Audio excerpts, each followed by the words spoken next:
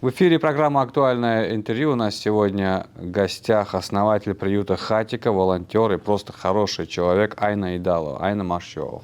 Ты ваш хорошо, да. Расскажите о своем приюте. Из чего он состоит и как вообще вы пришли к идее создания этого приюта? Первое я скажу, что приют Хатико – это лучшее место на этой земле. Это самое доброе место, это самое позитивное, это место, где ты отдыхаешь. Да, там, конечно, и слезы, там и страдания, переживания, но опять-таки это, я говорю, самое красивое и самое лучшее место. Насколько сложно быть волонтером сегодня? О, это, конечно.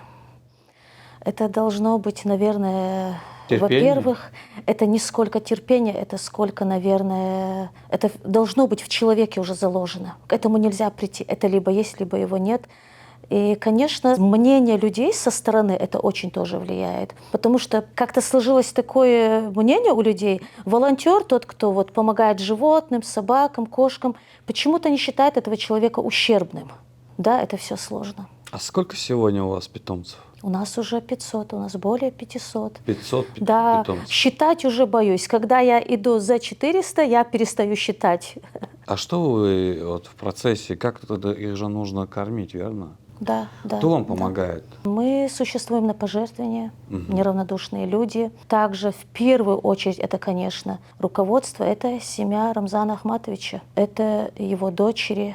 Вот вся эта его семья. акция Хутмат Кадыровой объявлена, которая недавно проходила в Чеченской Республике. Как бы часто вам хотелось бы, чтобы такие мероприятия проводились? Это не разовая акция. Эти акции периодически, систематически, особенно к зиме, потому что зима это, да, это даже для людей тяжелая пора, но особенно для животных. Им особенно тяжело, когда я всегда говорю, что именно животные – это самые уязвимые жители планеты. Это творение Аллаха, у них есть сердце. А у всего живого, у кого есть сердце, значит, оно чувствует все. Оно чувствует боль, страх, жажду, голод, холод. Оно чувствует все. И поэтому именно зима – это настолько тяжело животным. И вот такие акции – это спасение. Как бы вы оценили отношение наших жителей, я говорю про всех, в частности, про какую работу стоило бы проводить с равнодушными людьми? Вы знаете, к сожалению, к великому сожалению, наше население, именно вот я говорю о нашем населении, именно у нас, вот как бы вот не будем затрагивать там какие-то другие регионы, скажу только нас, мы еще не готовы к такому приравнять вот именно животных где-то еще вот к людям, чтобы к ним было такое же отношение. Вот говорят же, относись к животному так, как бы ты относился к человеку.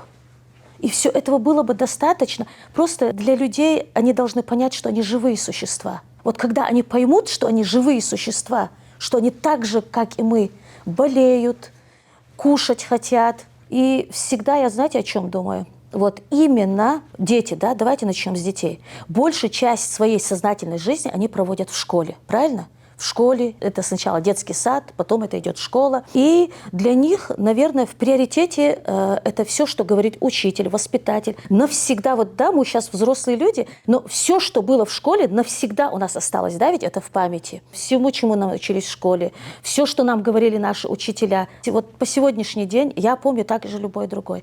И поэтому все это должно начинаться с детских садов, с школ. Согласен с вами. Да. И смотрите, и самое важное – это, конечно, наши богословы. Это муфтият, это имамы нашей республики.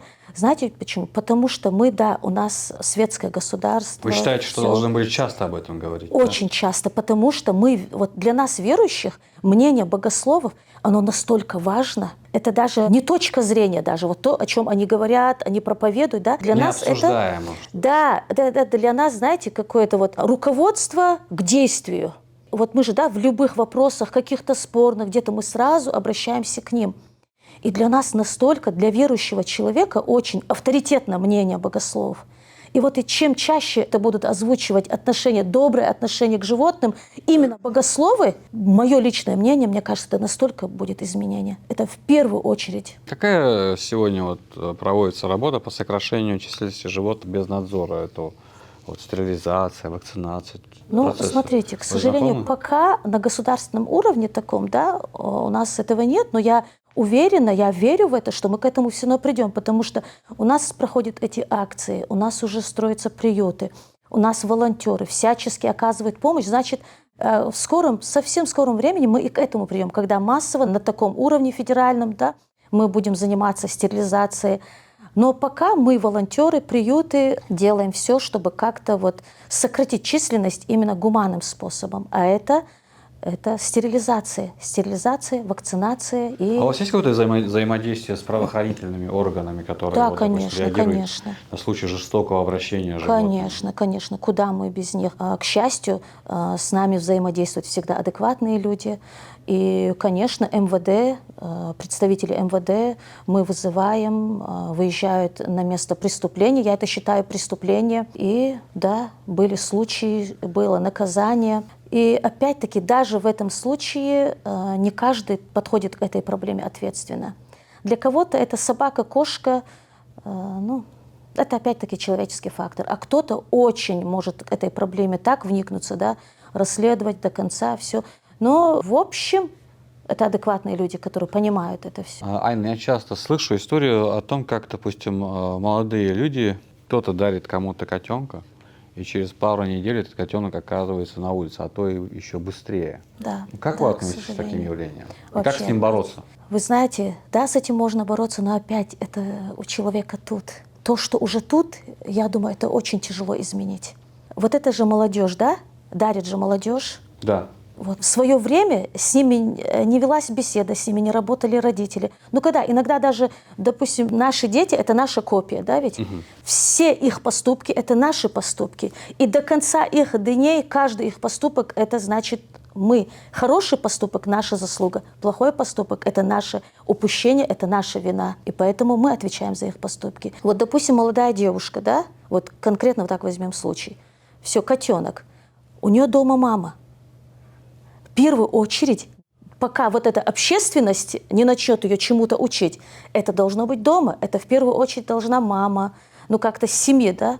Но как бы мы ни боролись, это продолжается. Эти подарочки, эти коробочки, где сидят котята, потом не проходит, как вы говорите, 2 недель, а то и раньше, они оказываются на улице, и вот этот итог – бездомные животные. Вот, допустим, вот, если говорить про современный приют, каким вы его видите вообще? О, сейчас мои фантазии разыграются. У вас, вот, допустим, у хатика есть медобслуживание какое-то? Конечно, да? у нас есть веткабинет, у нас вольеры. Конечно, в общем, да, у нас есть все. Конечно, человеку свойственно хотеть еще больше всегда, еще лучше, еще больше. Это нормально. Конечно, мне бы хотелось еще больше, там несколько помещений, которые бы отапливались, где бы мы могли содержать больных животных.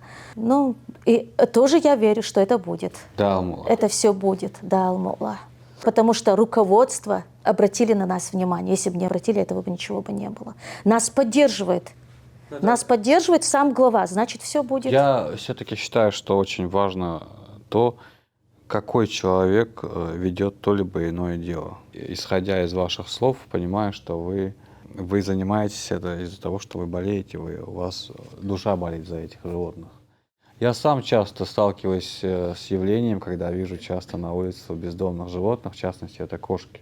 Порой бывает так, что хочется кому-то обратиться и сказать: заберите, пожалуйста, я помогу, но и не всегда ты находишь таких даже людей. Как со спонсорами обстоят дела? Я не говорю сейчас про помощь в плане еды, питания и так далее. Есть ли люди, которые заинтересованы финансово помогать, либо расширить ваш приют? Такие обращения бывают к вам? Пока таких обращений не было, да, нам помогают, это на лечение, там, ну, мы периодически, когда нужна помощь, мы открываем сборы. Большой у вас персонал вообще? Я и один работник. Один работник. Никто не хочет работать в приюте. Что бы вы Пока. хотели сказать зрителям?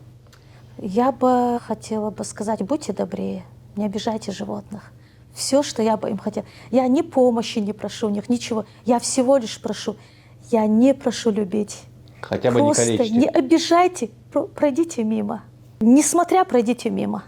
Но не обижайте, будьте добрее. Дерес Хлайна, я благодарен вам за то, что вы сегодня пришли, благодарен вам десятикратно за то, что вы делаете. Это очень важно, я считаю. Не каждый это осознает, но когда-нибудь каждый это поймет. Очень часто мне пишут, вот я хочу открыть приют, я мечтаю о приюте. Человек, который решил заняться этим, это настолько он должен себя подготовить, он должен понимать, что когда они видят красивые картинки, там, под какую-то красивую мелодию выставляются, они должны понимать, что приют — это не красивая картинка, это не развлекательный центр, это животные, это живые существа,